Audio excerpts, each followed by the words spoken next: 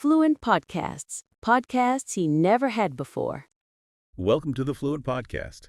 And hello from the English A1-A2 podcast playlist side of things. Yeah, we're doing another exploration today, looking into how you can get talking in English more easily. And if you find starting conversations, a bit tricky, this one's definitely for you. That's right. Our topic is just perfect for breaking the ice, talking about my hobbies in English. Yep. We've sifted through quite a bit. Lesson plans, real dialogues, guides, to really pull out the most useful words and grammar you actually need. Our mission really is simple. We want you to feel ready, confident when someone asks that question. What do you do for fun? Exactly. So we're not just giving you lists.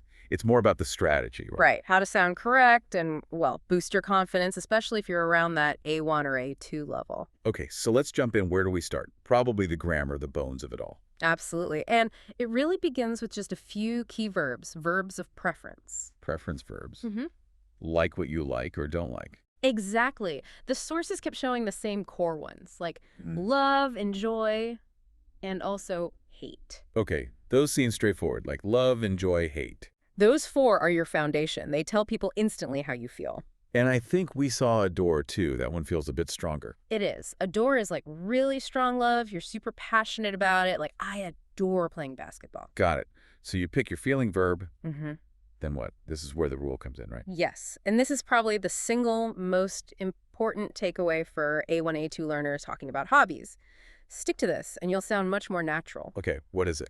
When you use one of those preference verbs like love, enjoy, hate, adore, the next verb, the activity verb, it needs that in ending, the gerund form. Ah, the gerund. Right, so verb plus ing. Verb plus ing, always. So not, I like read. No, it's I like reading. Exactly. Or I enjoy taking pictures. I adore playing basketball. That ing makes a big difference, doesn't it? It really does. Now, native speakers sometimes mix it up using to play or to read after, like do all of that, for example. Yeah, I think I've heard that. But honestly, for clarity and confidence at the A1, A2 stage, the simplest, safest bet is just always use the ing form after these verbs. Makes sense. Stick to one rule, get it right every time. Less to worry about. Precisely. It's a communication strategy.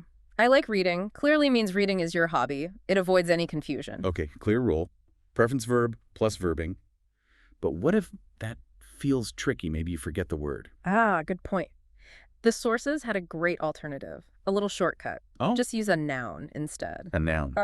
Like the name of the thing. Exactly. Instead of I love taking pictures, you can just say, I love photography. perfect. Or instead of I enjoy playing basketball. I enjoy sports. Or maybe even I enjoy basketball. Yes. See? Simple nouns, they work great, especially if you need to answer quickly. I love music. I like books. Easy. Okay, so we have the structure. Preference verb plus ing, or preference verb plus noun. What about the hobbies themselves? There are so many. Yeah, loads. The sources helped by kind of grouping them. It makes the vocabulary easier to handle. Grouping them. How? Well, they often fall into maybe three main types. First, stuff you do at home. Okay, like what? Watching TV, reading, cooking, maybe. Things that are often quite relaxing. Right. Home stuff. What's next? Second group, sports or movement. Things where you're active. Ah, like playing football, playing basketball. Exactly. And here's where we saw that interesting little detail in the language. Notice you play football, play basketball, but you go swimming, go jogging, or you do yoga. Play, go, do. Why the difference? That's a bit tricky. It is a bit tricky. The sources suggested play is often for games with balls or teams, rules. Okay, like football, tennis. Right.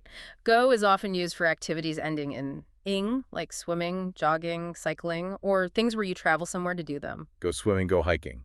Makes sense. And do is often for more individual activities, exercise routines, or martial arts. Like do yoga, do karate, do exercise. Exactly. Getting those three play, go, do right really helps you sound more natural when talking about active hobbies.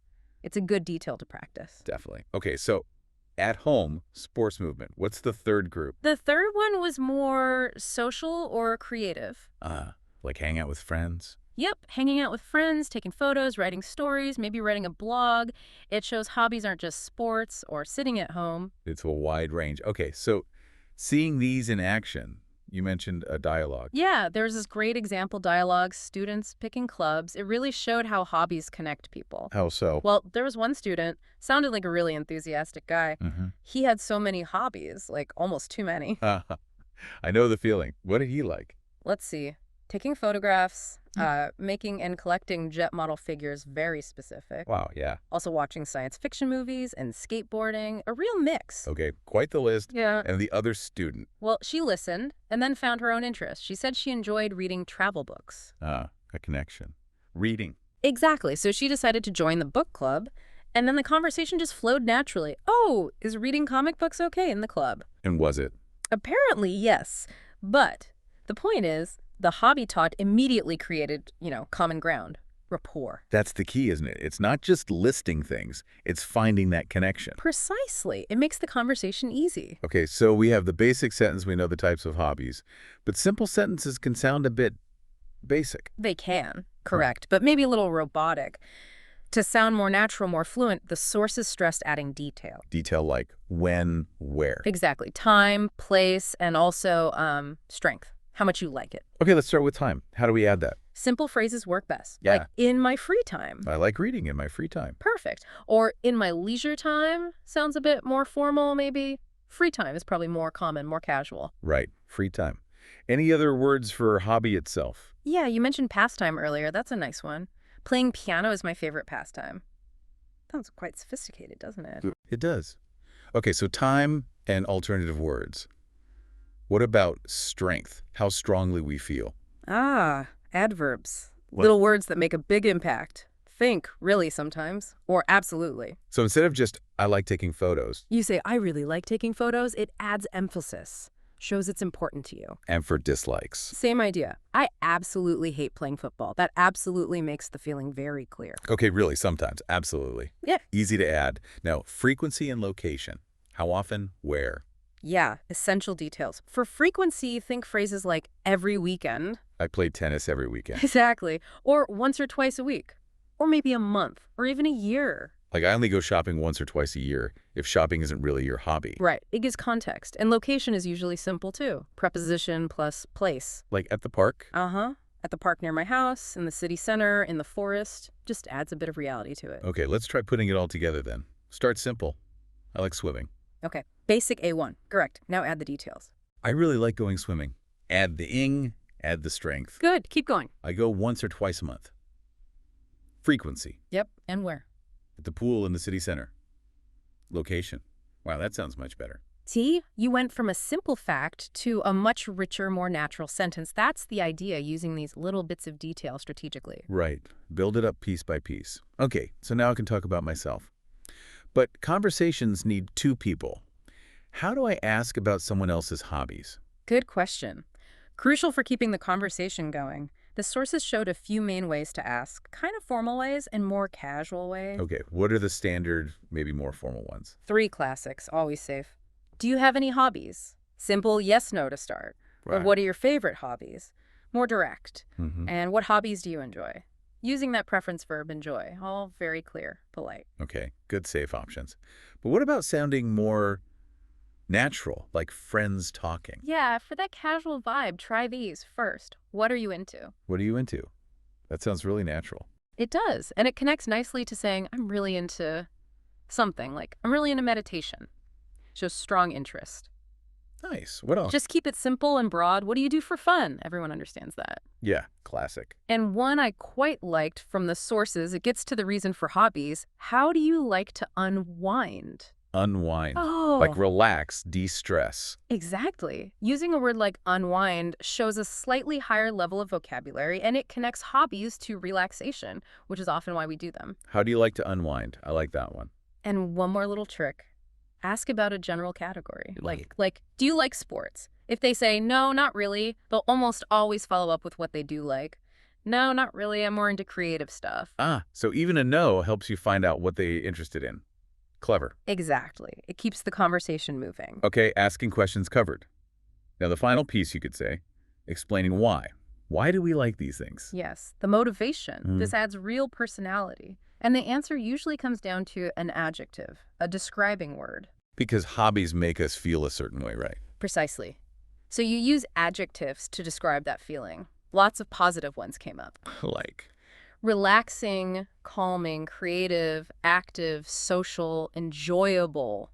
Fulfilling was a good one, too. fulfilling, like it gives you a sense of satisfaction. Yeah, exactly. And you connect the hobby to the feeling using because. Okay, so I love doing yoga because it's so relaxing. Perfect. Or I like climbing because it's really exciting. You're explaining your reason. And can we do this for dislikes too? Sure, using negative adjectives. Maybe tiring, boring, hard. I don't like going jogging because it's tiring. Makes sense. And putting that structure together, the gerund, doing yoga, going jogging, plus the because and the adjective, that's a really strong combination for this level. Yeah, it sounds quite complete. Like you mentioned, traveling and learning about the world is very fulfilling. That sounds really good. It does. It shows not just what you do, but why it matters to you. Okay, wow. So we've covered quite a bit. The core grammar, that essential infing verb. Can't stress that enough. The different types of hobbies, adding details like time, place, frequency, How strongly you feel. how to ask others, and finally, how to explain why using adjectives. That's a pretty solid toolkit for talking about hobbies. Definitely. And it's such a great way to start talking to people, isn't it? Finding that shared interest. Absolutely. It breaks down barriers. So the challenge for you listening is to try putting it all together. Like a practice run. Exactly. Try to build, say, a 30-second answer about your own hobby. Use a preference verb, the arcing form, mention how often or where, and use an adjective with because to say why you like it. Okay, like a little mini speech. Practice it out loud. Yeah, saying it aloud really helps cement it. Now, one final thought. What if someone listening feels like, I don't have time for hobbies? Maybe they're super busy studying or working. That's a great point. The sources actually had a really interesting angle on this. Yeah? You can still talk about hobbies you wish you had time for. Hypothetical hobbies. So even if you can't do it now, you can talk about what you'd like to do. Exactly. It still shows your personality, your interests, and it's great practice for slightly more advanced grammar, the conditional. How would you say that? There's a lovely phrase. If I had more free time, I'd love to take up. And then the hobby. Take up. Like start a new hobby. Precisely. If I had more free time, I'd love to take up photography, or I'd love to take up learning the guitar. That's really useful. It tells people about your passions, even if life is busy right now. And it uses I'd love to, which sounds great. It does. It's a fantastic phrase. Take up a hobby. A perfect way to express that future desire. Brilliant. Well, that feels like a comprehensive look at talking about hobbies. I think so. From the basic ing rule right up to hypothetical future pastimes. Thank you for joining us for this exploration of how to talk about what you do for fun. We hope you feel more confident now. Yeah, get out there and share your interests. Until next time.